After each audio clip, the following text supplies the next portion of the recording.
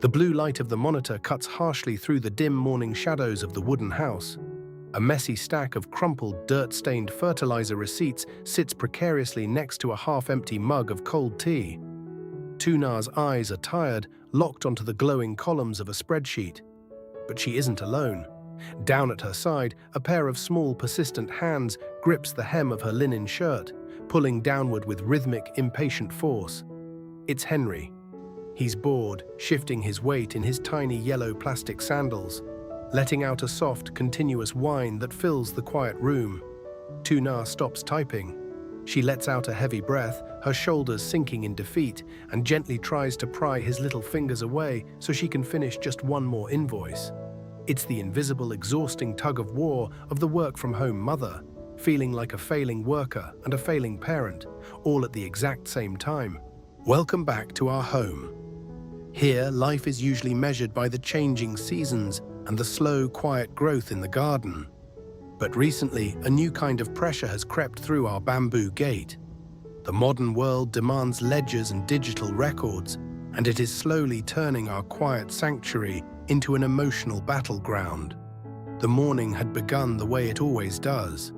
The roosters crowed in the distance, the smell of wood smoke drifted over from Bartang's outdoor kitchen next door, and a warm bowl of ground pork porridge waited on the wooden table.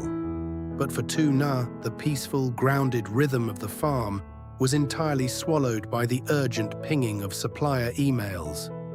She had recently taken on the administrative heavy lifting for the family harvest, a necessary task that required deep, unbroken concentration. But a rural family home is not a corporate office. There are no heavy glass doors to close. There is no HR department. There is only the open, breezy layout of the living room, the humid morning air, and a 4-year-old boy who simply cannot understand why his mother is staring at a glowing rectangle instead of looking at him. Henry drops a wooden toy block onto the floor. Clack. He waits for a reaction. Nothing. Tu Na's fingers hover over the keyboard, her brow deeply furrowed as she tries to calculate the week's irrigation costs. Henry sighs, walks over and buries his face into her thigh. He isn't being bad. He is just a child seeking connection.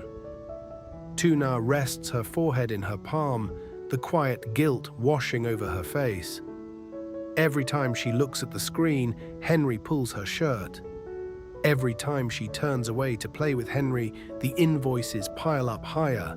From the shadows of the hallway, Alex watches this silent unraveling. He stands perfectly still, holding a woven basket of freshly picked long beans, observing the tight tension carrying in his wife's shoulders. He sees the heavy frustration in her eyes and the innocent confusion in his son's posture. Most modern productivity advice would tell a husband to buy his wife expensive time management software, or perhaps suggest she wake up at 3 in the morning to work while the house sleeps in darkness. Some might even suggest building a strict, impenetrable wall between the family and the business.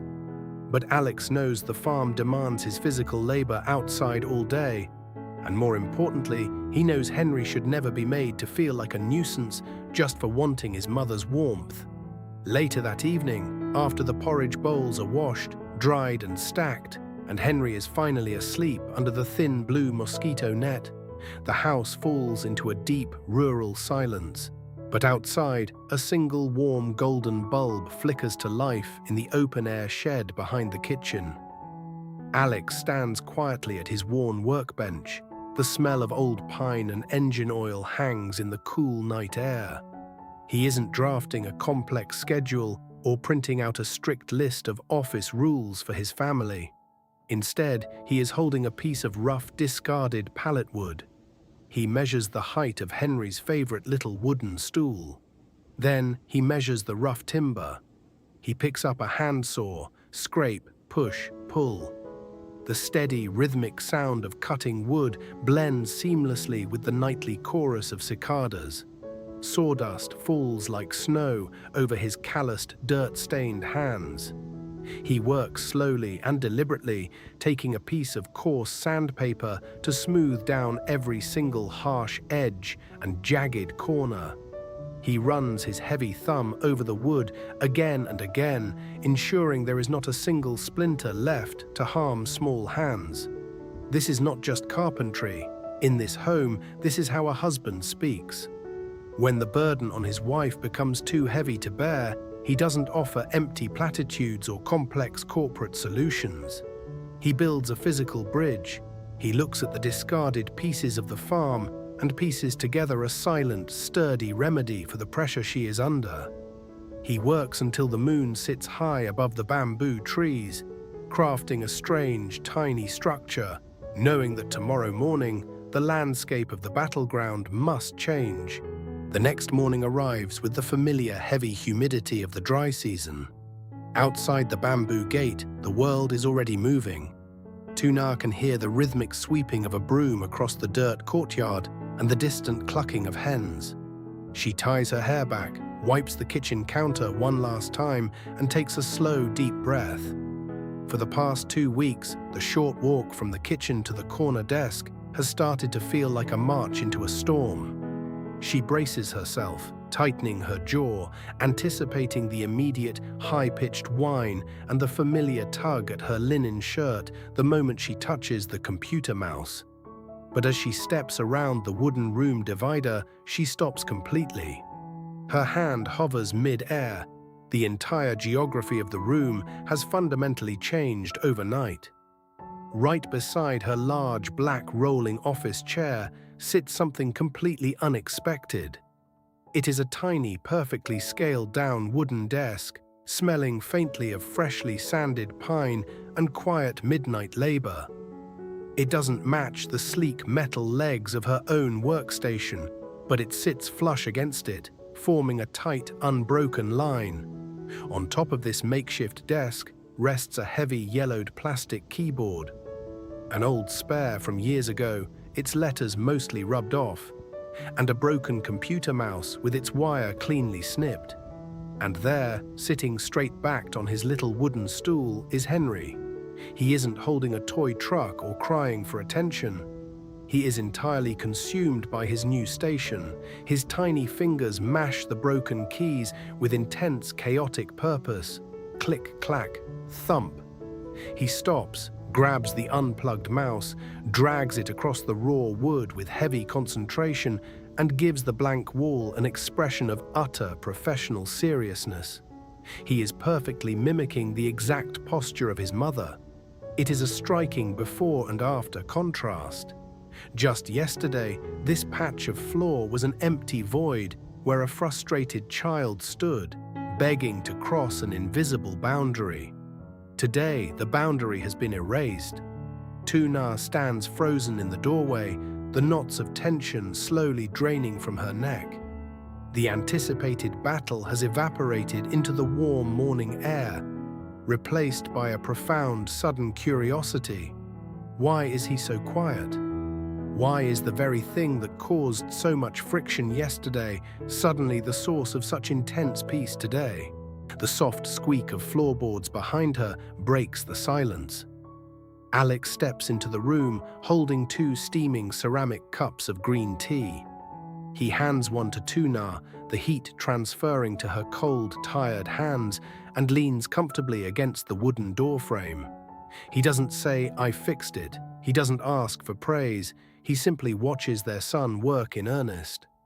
Tu Na looks up from the tiny desk to her husband. She feels incredibly vulnerable, suddenly stripped of her frustration, left only with a deep, quiet realization of how blindly she had been fighting the wrong enemy. "He doesn't want to interrupt you," Alex says softly, his voice low enough not to disturb the busy 4-year-old executive at the desk. "He never did. He just wants to work with you." In that single sentence, the heavy, suffocating weight of the last few weeks shatters completely. This is the quiet confrontation they needed. Not a loud argument between husband and wife, but a united confrontation against the impossible standards they had unknowingly adopted. Tu Na realizes, with a painful lump forming in her throat, that she had been trying to build a rigid, corporate cubicle inside a wooden house in the Vietnamese countryside.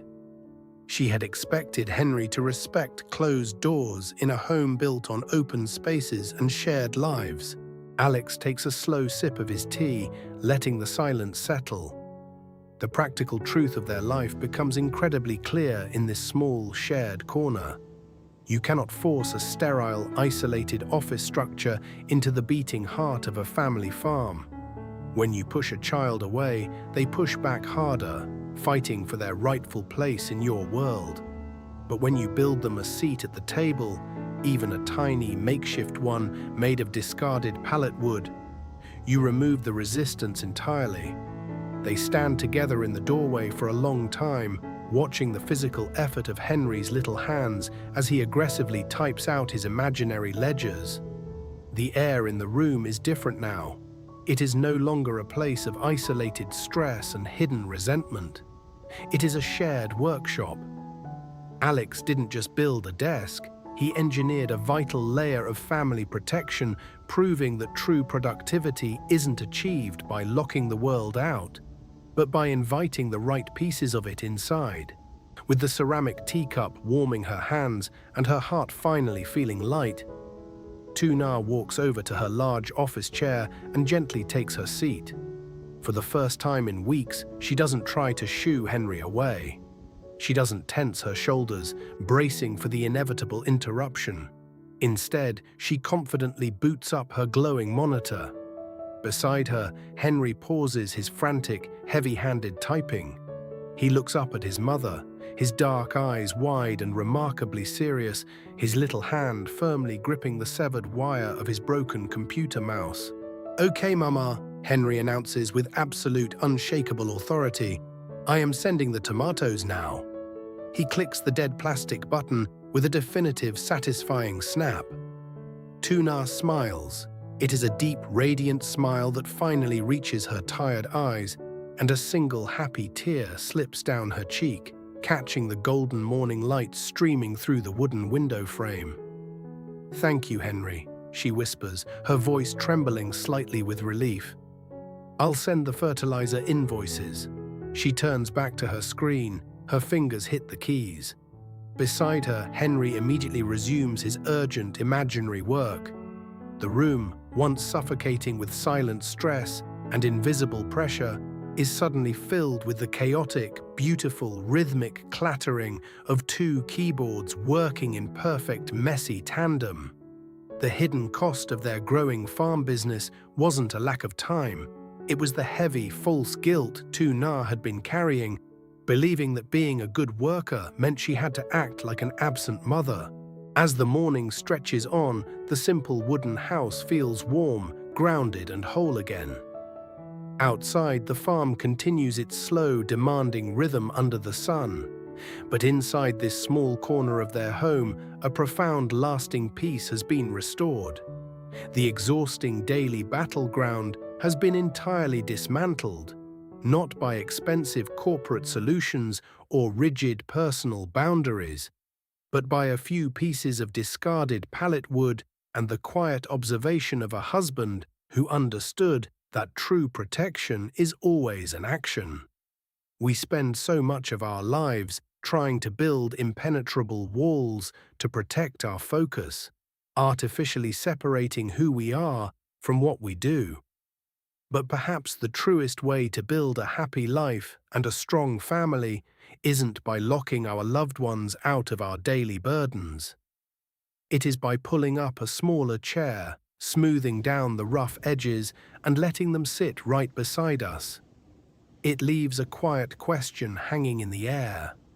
How many other walls have we built in our own homes that simply need a tiny wooden bridge instead? The camera drifts slowly downward, panning away from the complex, rigid rows of the digital spreadsheet on Tu Na's monitor. It glides smoothly over the worn, uneven edge of the new wooden desk before landing perfectly on a small, bright yellow plastic toy truck parked neatly next to her mousepad. Total beautiful harmony. If you have ever felt the heavy, silent weight of trying to balance your work and your family, We would love to hear your shared experience in the comments below. And if you found a bit of peace in our wooden home today, please subscribe to continue walking this journey with us.